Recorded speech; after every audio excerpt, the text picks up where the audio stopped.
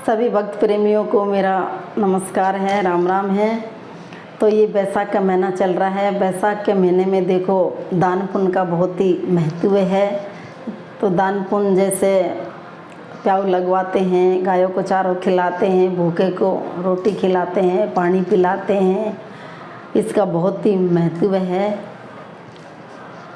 तो इसमें आप कर सकते हो तो आप ज़रूर करें दान पुण्य बैसाख के महीना में। और माताएं बहनाएं व्रत करती हैं, स्नान करती हैं तो ठीक है, नहीं भी करे तो सुबह जल्दी खड़ी होकर स्नान ध्यान करके एक लोटा सूरज भगवान में जल चढ़ा देवें, बड़ पीपल सिंचले में, और बैसाख के महीने कहानी सुन लें, इसी से भगवान प्रसन्न हो जाता है।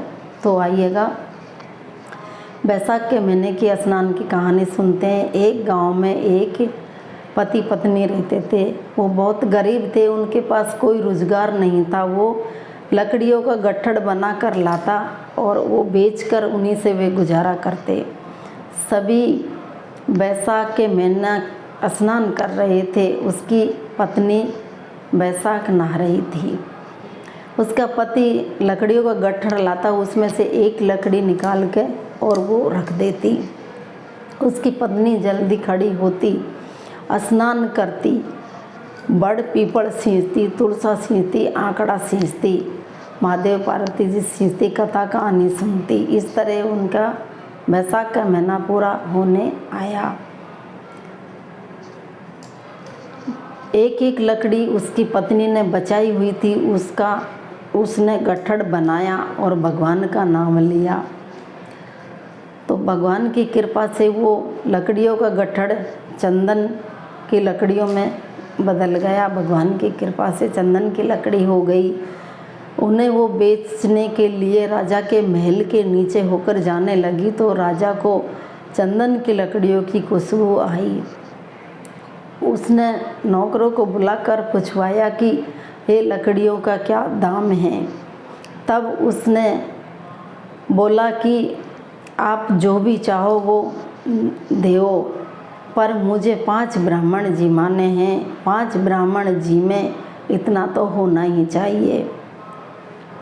राजा ने नौकरों के हाथ उसके घर पे 5 ब्राह्मणों को जिमाने के लिए सूखा सामान भिजवा दिया। उसकी पत्नी ने दाल बाटी चूरमा बनाया और उनकी रसोई में 36 प्रकार के भोजन हो गए। ब्राह्मणों को बुलाया, उनको जिमाया, उनका आशीर्वाद लिया। उस दिन उसके पति की लकड़ी बिकी नहीं तो उसका पति आया नहीं था, लेट आया। तो उसकी पत्नी ने ब्राह्मणों को जिमा के उनके आशीर्वाद से और भगवान की कृपा से उनकी जो झोपड़ी थी वो महल में बदल गई।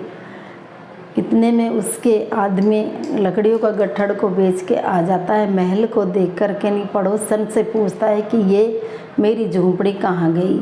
उसकी पड़ोसन कहती है आप तो लकड़ी बेचते रहते हो, आपकी पत्नी स्नान ध्यान करती है, पूजा पाठ करती है और ब्राह्मण जिमाती है, आगे आप जानो। इतने में उसकी पत्नी बाहर आ जाती है। वो कहती है कि स्वामी ये अपना ही महल है।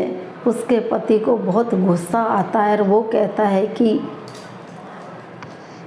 तूने चोरी करके या डाका डाला है, इतने पैसे तेरे पास से कहाँ से आए।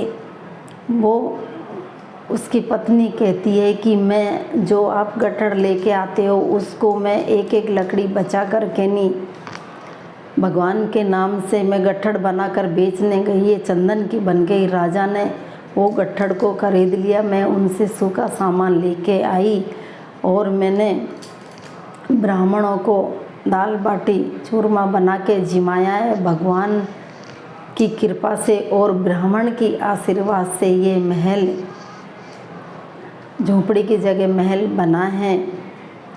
तब उसके आदमी को तसल्ली आई और दोनों महल में सुख शांति से रहने लगे। दोनों प्रेम से भोजन किया। हे बैसाख परमेश्वरा, जैसे उस पति पत्नी की आपने भंडार भरे जैसे सब कोई का भरना, कहते के सुनते के हुंकारे भरते के, अधूरी को पूरी करना, पूरी का प्रमाण देना। बोलो वैशाख माता की जय।